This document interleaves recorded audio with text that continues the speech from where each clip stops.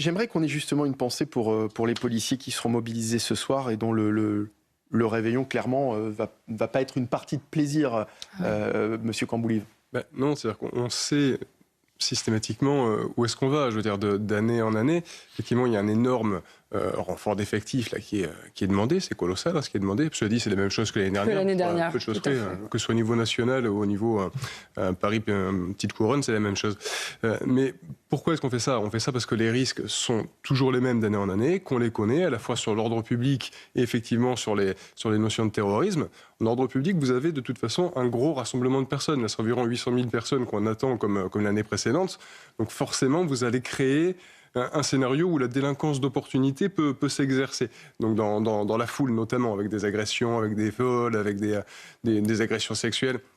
Ça, on sait que ça peut intervenir parce que malgré le fait qu'il y ait des dispositifs qui sont importants en termes de sécurité, on ne peut pas être partout, on ne peut pas tout voir. Donc ça, c'est le premier risque. Après, vous avez aussi les détériorations de mobilier urbain, c'est-à-dire qu'on va aller péter des abribus parce que c'est la fête. Et vous avez le fait de s'en prendre aux forces de l'ordre à chaque fois qu'on va pouvoir se retrouver dans une position de supériorité numérique pour essayer de nous harceler. Donc ça, c'est tout l'aspect ordre public. Et puis, un gros rassemblement de personnes, autant c'est une opportunité pour le délinquant, mais c'est aussi une opportunité éventuelle pour le terroriste. Bien sûr. Forcément, ça fait une cible. Et là, c'est pareil à chaque fois, c'est-à-dire que oui, on peut mettre des dispositifs de voie publique, mais on ne mettra pas un flic tous les 3 mètres. Et oui, il y a un gros travail de renseignement, un renseignement qui est efficace, mais qui n'est pas infaillible. C'est-à-dire que vous avez quantité de profils qui sont à risque, plus de 5000 personnes au fichier de signalement pour la prévention de radicalisation terroriste.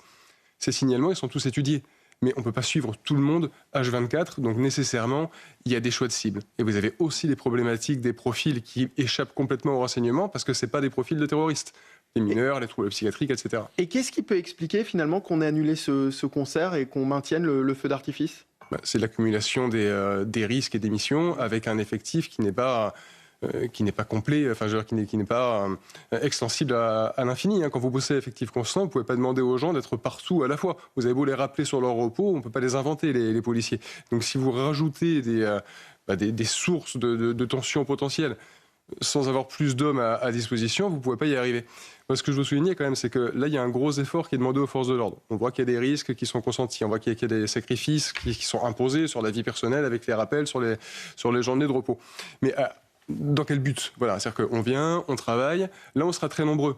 Donc s'il y a des débordements, il y aura beaucoup d'interpellations. Parce que c'est uniquement ça le maintien de l'ordre. Si vous avez assez d'effectifs pour interpeller, vous interpellez. Si vous êtes dépassé, vous interpellez pas, parce que vous ne pouvez pas vous priver des effectifs sur le terrain. Mais que ça serve à quelque chose en termes de réponse au niveau de la justice. Que les interpellations qui soient faites conduisent à des sanctions réelles. Parce que c'est de la véritable sanction qu'on ait la dissuasion. Sinon on va continuer toujours pareil, d'année en année, un gros dispositif et pas de sanction de la justice. Et ça se répète.